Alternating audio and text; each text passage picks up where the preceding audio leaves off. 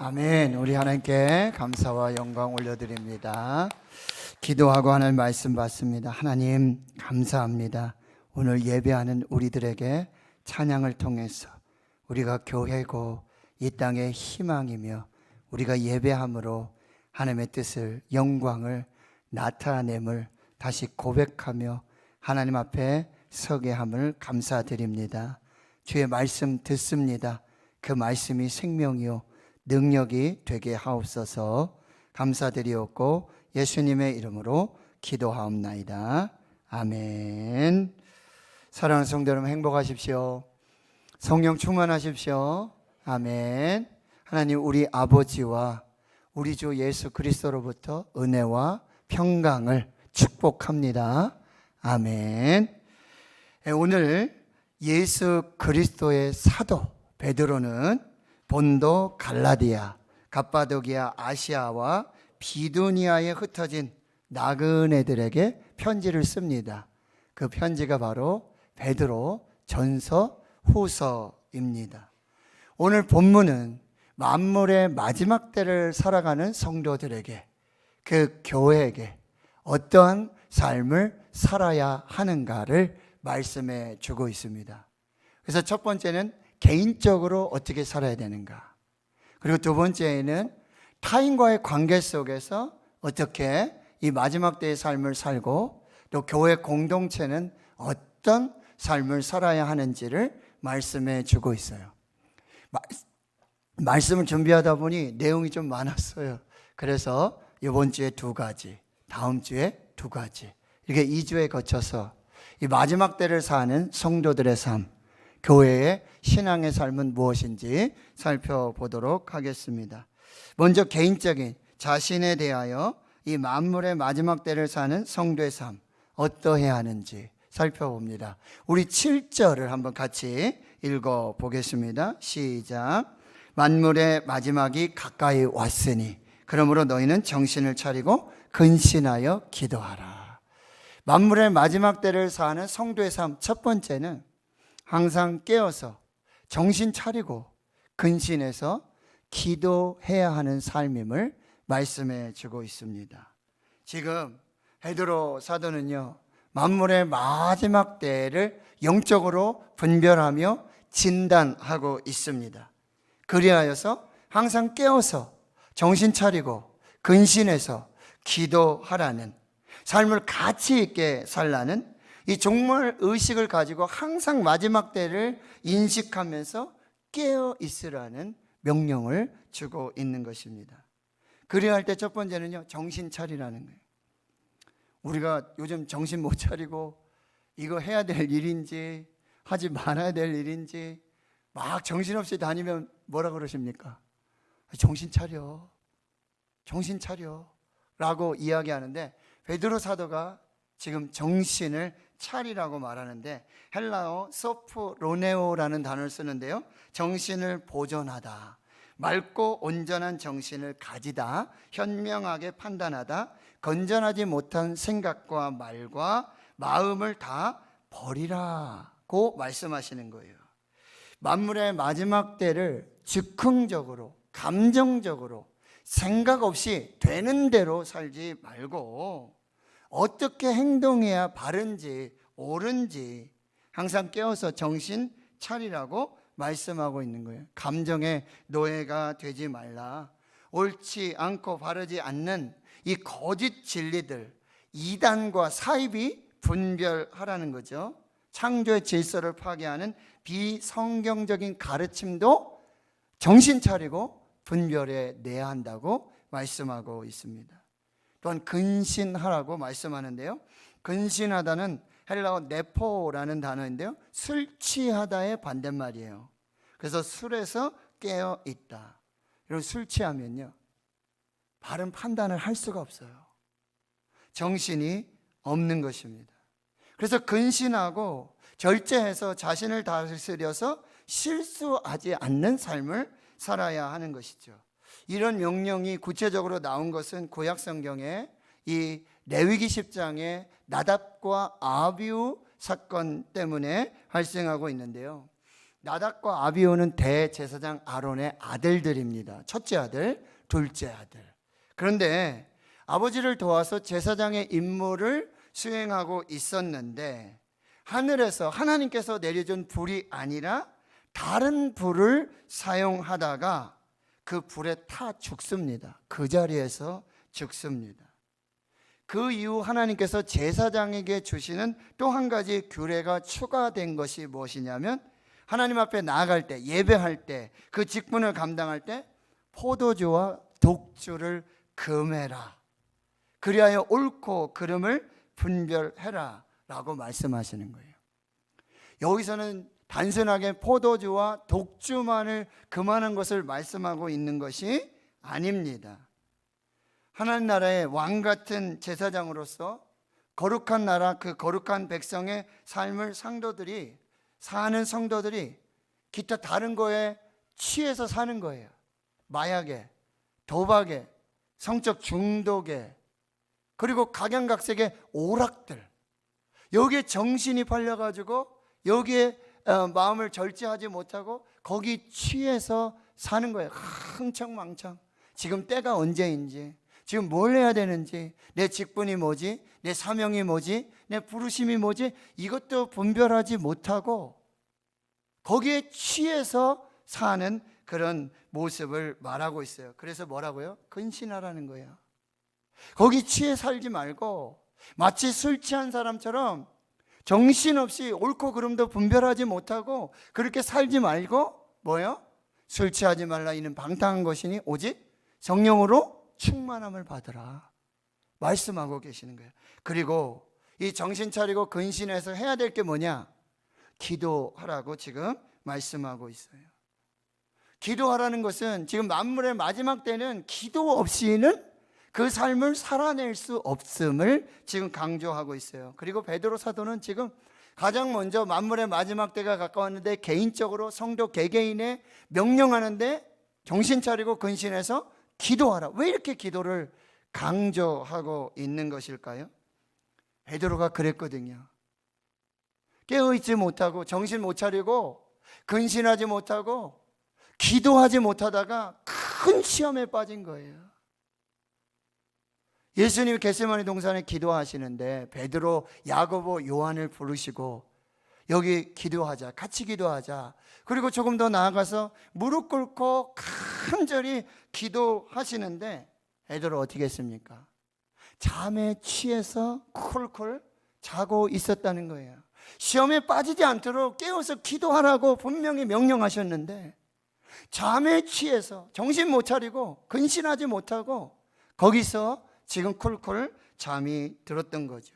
예수님 또 뭐라 그러세요? 내가 닭 울기 전에 3번 나를 부인하리라. 예수님 무슨 말씀이세요? 나는 결코 예수님 부인하지 않습니다. 예수님 죽으시는 곳까지 나는 갈 수 있습니다. 아니다. 네가 3번 나를 부인하리라.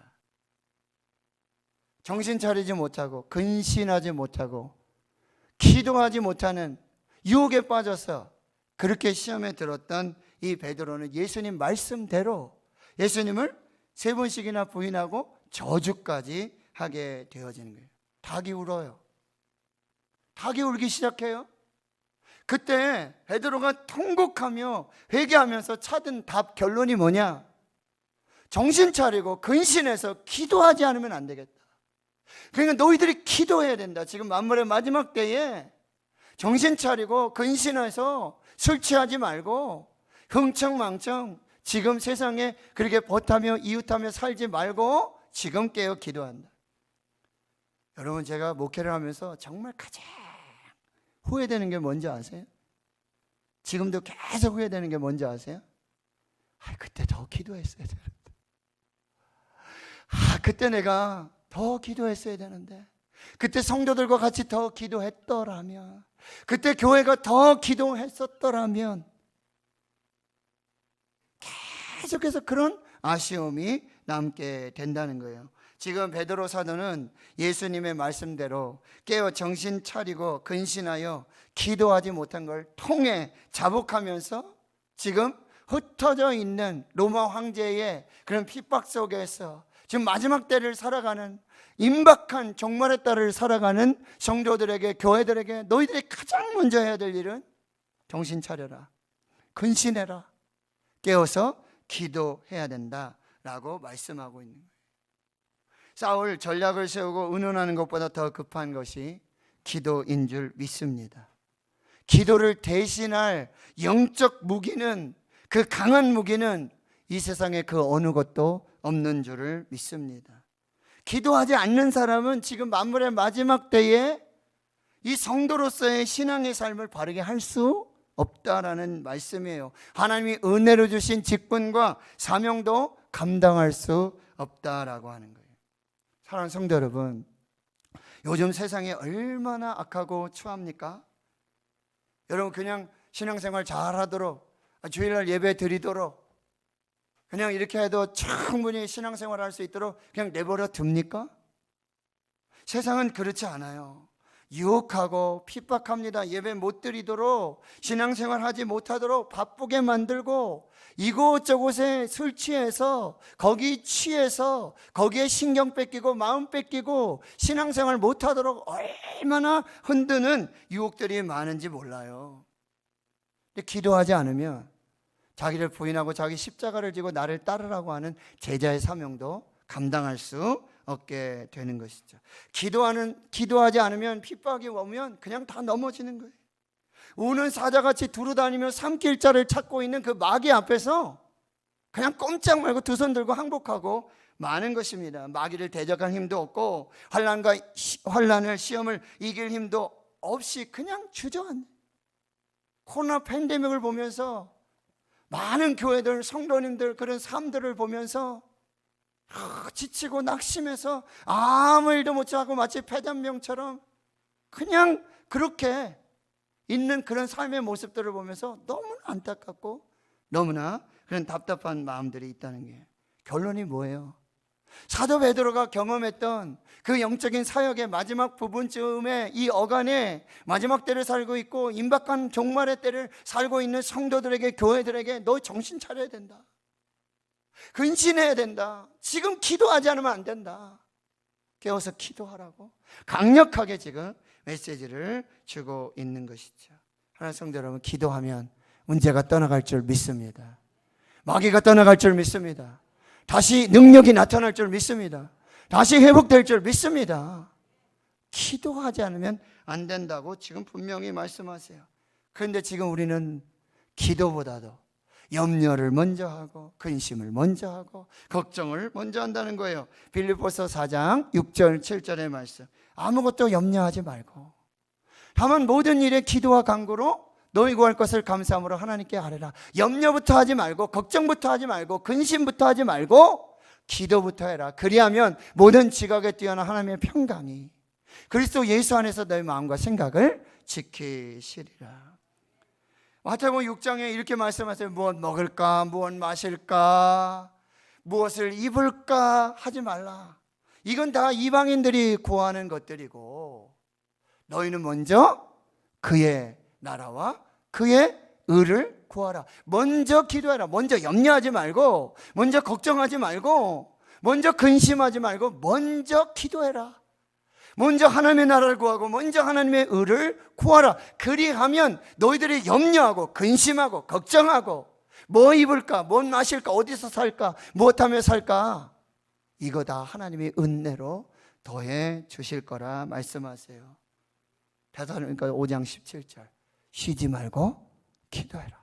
마가복음 9장 19절 29절, 기도의 다른 것으로는 이런 종류가 나갈 수 없느니라. 골로새서 4장 2절, 기도를 계속하고 기도에 감사함으로 깨어 있으라 말씀하고 있는 거예요. 사랑하는 성도 여러분, 인간적인 계획보다도 기도가 먼저야 될 줄 믿습니다.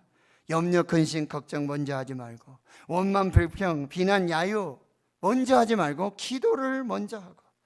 여러분, 기도하다 보면 판단력이 생겨요. 기도하면 원수 같은 그 사람 불평, 원망도 바뀌어지게 되어지는 것이죠. 기도와 금식에는 해결할 수 없는 일들이 많아요. 오직 기도로만 응답받고 치유받을 수 있는 그 능력을 받을 수 있음을 여러분 꼭 기억하실 수 있기를 축원합니다. 기도는요, 최고의 사랑이에요. 사랑하면 기도합니다. 기도하면 그 사랑이 더 깊어지는 거예요. 여러분, 오늘날 교회가 왜 이렇게 힘을 잃고 왜 이렇게 아무 능력 없이 살아가고 있는지, 기도가 약해졌기 때문이에요. 기도는 성도들이 마땅히 해야 될 합당한 생활이 되어야 한다는 거예요. 여러분, 기도할 일은 많죠. 저도 보면 기도해도 왜 이렇게 기도 제목이 많아요? 기도 다 하면 다 끝나는 줄 아는데, 기도하면 또 이것도 기도해야 돼, 이것도 기도해야 되는데, 저것도 기도해야 돼, 이 문제도 기도해야 되는데, 기도 제목이 얼마나 많은지 몰라요. 그런데 기도 시간은 점점 줄어들죠. 기도 시간은 점점 짧아지죠. 기도하는 사람들의 수는 점점 줄어듭니다. 금요일 아파 기도해, 새벽 기도해. 기도하는 사람들의 모습이 점점 줄어들고 있다라는 사실이에요. 기도하는 사람이 영적으로 아름다운 삶을 살 수 있고, 기도하는 교회가 능력 있는 교회가 될 줄 믿습니다. 기도하는 성도들이 담대한 능력으로 살게 될 줄 믿습니다. 예수님 뭐라고 말씀하세요? 내 집 만민이 기도하는 집이다. 내 집 만민이 기도하는 집이다. 내 집은 예배하는 집이고, 내 집은 기도하는 집이고, 이 기도를 통해 하나님의 능력을 나타내는 교회가 되어야 될 것이다. 그런데 너희들 강도의 속을 만들었다. 모여서 지지고 볶고 싸우면서 네가 잘났니 내가 잘났니, 네가 높으니 내가 낮으니, 강도의 소굴을 만들어 놨다 라고 책망하고 계시는 거죠. 여러분, 우리가 기도해야 될 때 하나님 집도 주세요, 하나님 우리 자녀들 장가 가야 돼요, 직장 주세요, 좋은 대학 가야 돼요, 하나님 자동차도 주세요. 여러분, 우리의 기도가 여기에 너무 집중하고 있는 건 아닙니까? 이것만이 복이라고 생각하고 있지는 않습니까? 그러나 예수님께서, 그렇게 기도하신 예수님께서 우리에게 기도를 가르쳐 주셨고요, 그리고 겟세마네에서 그렇게 기도하셨는데, 기도의 내용은 딱 한 번 나와요. 딱 한 가지 나와요. 아버지께 모든 것이 가능합니다. 이 잔을 내게서 옮겨 주십시오. 이것이 나의 뜻입니다. 내가 원하는 것입니다. 하나님, 이 십자가, 이 고난의 잔 하나님 멈춰 주시고 물리쳐 주세요. 그런데 마지막 기도가 뭐죠? 나의 원대로 하지 마시고 아버지의 원대로 하옵소서. 이게 우리의 기도가 되어야 되는데, 하나님 주시옵소서, 하나님 주시옵소서. 그저 내 만족과 내 욕심과 나의 원함만을 위해 기도하고 있지 않는지. 지금 정신 차리고 근신해서 기도하라. 이게 무슨 얘기죠? 먼저 그의 나라와 그의 의를 구하라. 나의 원대로 하지 마시옵고 아버지의 원대로 하옵소서. 이 믿음의 기도를 드려라 라고 말씀하고 있는 거죠. 여러분, 마지막 되면 진리가 희미해집니다. 지금 동성애법, 차별방지법, 국회 계류적인 많은 인권법들, 여러분, 이 마지막 때에 뭐가 진리고 뭐가 성경 말씀이고 뭐가 창조적 질서에 맞는지 이걸 구분하지 못하고 있는 거예요. 어떻게 됩니까? 심지어는 거짓이 진리로 둔갑해버려요. 거짓말인데 그게 진짜인 것처럼 속여서 그렇게 사는 시대가 되고 말았어요. 여러분, 악한 자들은 저울을 속여요. 교회 다니는 사람도, 목사도, 장로도, 권사도, 집사도 사기치고 불법을 행하면서 세금 안 내면서, 그러면서 그거 모아서 집 사고 차 사고 나 이렇게 잘 산다고 그걸 복이라고 자랑하며 사는 시대가 지금 우리 시대의 시대라는 거예요. 그런데 이 정신 안 차리고 근신하지 않고 기도하지 않으면 이게 분별이 안 돼요. 이게 하나님 기뻐하시는 일인지, 이게 하나님께 영광이 되는 일인지, 이것이 분별이 안 된다는 거예요. 사랑하는 성도 여러분, 기도는요, 해도 되고 안 해도 되는 게 아니에요. 기도는 영혼의 호흡이라고 그랬죠? 여러분, 여기 산소만 공급이 안 된다고 생각해 보세요. 지금 당장 우리가 호흡을 할 수 없다고 생각해 보세요. 아우성이겠죠. 그런데 왜 영혼의 호흡은 하지 않으면서, 왜 영혼의 호흡은 기도는 하지 않으면서 내 영혼이 지금 질식하고 죽어가는 내 영혼의 생명을 위해서는 왜 기도하지 않느냐? 목사님이 하시면 되죠. 누가 하면 저는 그냥 따라가면 되죠. 여러분, 자가 호흡을 하지 않는 것은 살아있는 게 아니잖아요. 산소 마스크 쓰고 누가 씌워져 가지고 그렇게 해서 호흡하는 건 살아있는 게 아니잖아요. 그러나 성도 여러분, 기도는 필수예요. 기도하지 않으면 죽습니다. 기도해야 삽니다.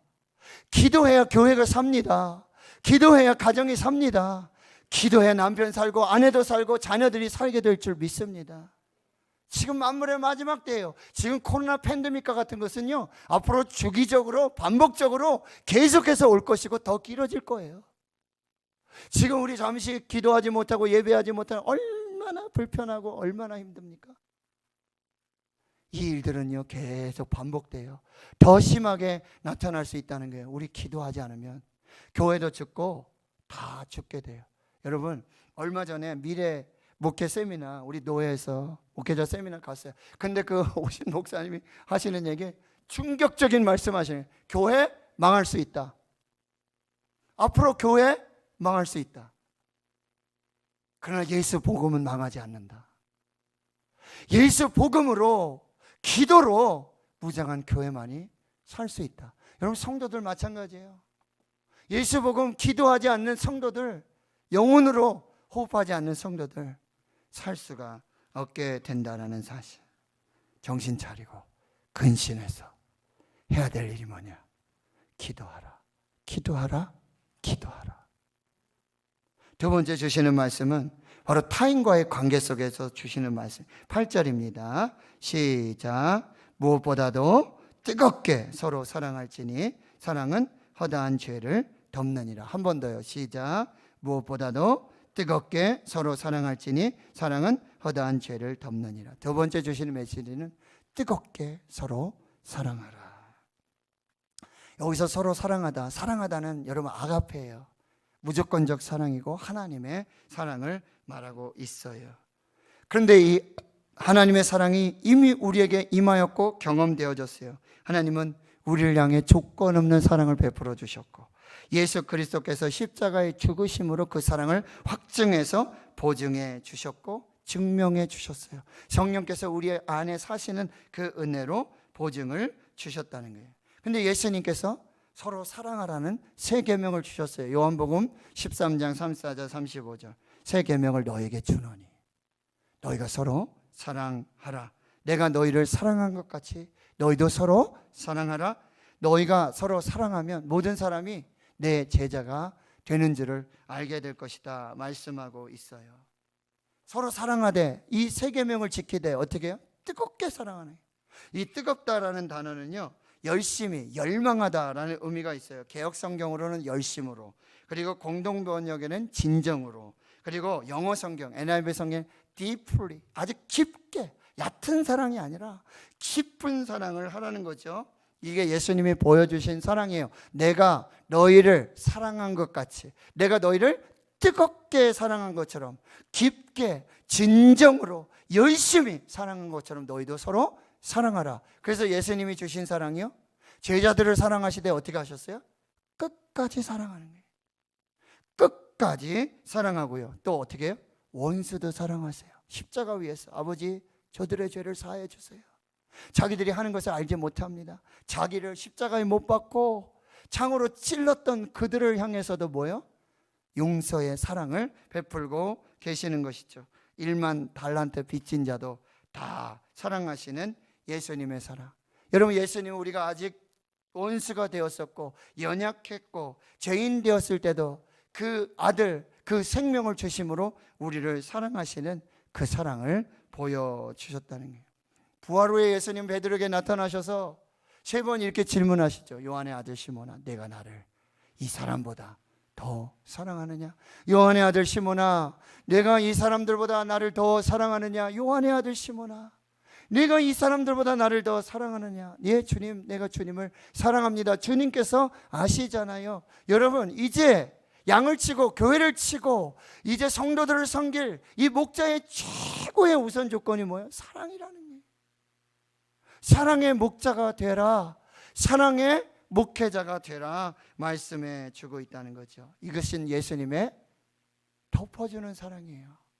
용서해 주는 사랑, 모든 것을 잊어주는 사랑, 과거를 기억하지 않는 그 사랑을 말하고, 이것을 체험한 오늘 사도 베드로가 뭐라 그러는 거예요? 뜨겁게 서로 사랑하라. 이 뜨거운 서로 사랑이 허다한 죄를 덮느니라. 그 예수님의 뜨거운 사랑이 내가 3번 예수님 부인하고 저주했던 그 사랑, 과거 이 모든 것을 묻어주고 덮어주고 잊지 않고 안아주는 그 사랑이 되었다라고 하는 거죠. 잠언 10장 12절에도 사랑은 허다한 죄를 덮는다 말씀하세요. 그런데 여러분이 오해하지 마세요. 이 덮는다라는 말은 여러분 잘못 오해해가지고 그냥 못 본 채 하고 그냥 넘어간다는 얘기가 아니에요. 좋은 게 좋은 거라고 그냥 이해하고 넘어가는 게 아니라는 거예요. 은혜롭게 그냥 그렇게 하자라고 덮어준다는 뜻이 아니에요. 이 덮는다라는 단어는 제사를 드릴 때 제물의 피가 그 죄인의 허물을 덮어주고 그 죄가 보이지 않도록 그 죄가 용서하는 모든 전 과정을 다 포함하고 있는 단어가 바로 이 덮어준다라는 단어예요. 그러니까 덮어주다는 의미는 단순히 그 죄를 가리워주고 덮어줄 뿐만 아니라 그 죄를 고쳐나가는 과정까지도 다 사랑으로 덮는다라는 의미예요. 교회 공동체 안에서 죄를 짓는 많은 사람들이 있어요. 그리할 때 그냥 못 본 채하고 안 들은 척하고 그냥 넘어가고 지나치는 것이 아니라 그 덮어준다는 얘기는 뭐예요? 그 죄를 용서해 줄 뿐만 아니라 그 죄를 고치고 다시 회개하고 하나님 앞에 서기까지 기다려주고 끝까지 사랑해 주는 것, 이것이 덮어주는 사랑이라는 거예요. 한 목사님이 교회에서 목회를 하시는데 어느 날 한 미성년자예요. 미성년자. 이 여자아이가 아기를 안고 목양실을 찾아 들어온 거예요. 아니 무슨 일이냐? 이 교회 성도 중에 우리 교회 아닙니다. 이 교회 성도 중에 유부남인데 자기 총각이라고 속이고 자기 관계에서 이렇게 애를 낳고 이렇게 해놓고 다 떠나갔다는 거예요. 그냥 물어 찾고 보니까 교인이에요. 이 교회 교인이라는 거예요. 그래서 왔다는 거예요. 그 내가 한번 확인해 볼게. 사실이에요. 그리고 그 가족들이 교회 중직으로. 근데 이 목사님 후회하시는 거예요. 나는 그때 아무 말도 하지 않고 아무 행동도 하지 않았다는 거예요. 결국 이 당사자와 그 모든 가족들, 이 사람들이 그 목사님을 사랑 없는 목자, 사건 목자라고 비판하고 비난하면서 그 교회를 떠났다라고 하는 거죠. 마태복음 18장에 이런 말씀이 있습니다. 내 형제가 죄를 범하거든 가서 너와 그 사람과만 상대하고 권고하라. 죄를 범하면 어떻게 해요? 가서 그거 못 본 척하고 안 본 척하지 말고 가서 얘기하라는 거죠. 처음에는 혼자 가라는 거예요. 1대1로 만나자는 거죠. 그래서 만약 그가 들으면 내 형제를 얻는 것이고 만일 듣지 않으면 이제 어떻게 하라고요? 한두 사람 증인을 같이 데려가라는 거죠. 두세 증인의 입으로 말미암아 그 사실을 확인하고 고치도록 권면하고 기도하고 사랑하는 거예요. 그런데도 그 말 듣지 않으면 어떻게 하라고요? 교회 공개적으로 말하는 거예요. 그리고 이방인처럼 세리처럼 여기라고 말해주고 있는 거예요. 여러분, 뜨거운 서로 사랑, 이것은 허다한 죄를 덮습니다. 그런데 단순히 못 본 척하고 모른 척하고 안 들은 척하고 그냥 속 시끄러운데 그 괜히 관여했다가 이거 참 힘들겠다, 그게 아니라 그 덮어주는 사랑은 뭐예요? 가서 그 죄를 함께 고백하게 하고 함께 기도하며 그가 고쳐서 다시 회개하고 하나님 앞에 설 수 있을 때까지, 그때까지 덮고 함께 기도하는 그 사랑을 해야 된다라고 말해주고 있다는 거예요. 이 말씀이 구체적인 사건이 구약의 창세기 9장에 이 노아의 홍수 사건 이후에 나타나는데요. 노아가 농사 짓죠. 포도나무 농사. 포도주를 만들고 술에 취해서 벌거벗고 장막에 들어가 잠을 자는 거예요. 노아의 아들 셋이 있어요. 셈, 함, 야벳. 둘째 아들 함이 그걸 보고는 자기 형제들에게 다 얘기해요. 근데 첫째와 막내 이는 뒤로 뒷건질해서 아버지의 허물을 덮어주고, 여기서 덮어주면 그냥 덮어주고 끝낸 게 아니라는 거죠. 그 아버지께 그걸 말씀드리고 그것이 고쳐지고 다시 그 아버지의 영적 권위를 설 수 있도록 그렇게 만들어 드렸다는 거예요. 그래야 할 때 이거 다 벌리고 다 오픈한 둘째 아들은 저주를 받고 첫째와 셋째는 하나님의 복을 받았다라고 하는 거예요. 예수님 똑같이 하시죠. 가늠하다 현장에서 잡혔어요. 모세율법에 어떻게 해요? 돌에 맞아 죽어야 돼요. 이게 율법이고 이게 정의고 이게 공의예요. 그런데 예수님 뭐라고 말씀하세요? 나도 너를 정죄하지 않겠다. 덮어주시죠. 품어주시죠. 그런데 그 다음을 보셔야 돼요. 가서 다시는 죄를 범하지 말아라. 이게 덮어주는 사랑이에요. 끝까지 사랑하는 사랑이 된다라고 하는 것이죠. 사랑하는 성도 여러분, 교회 공동체 안에 많은 허물과 죄가 있습니다.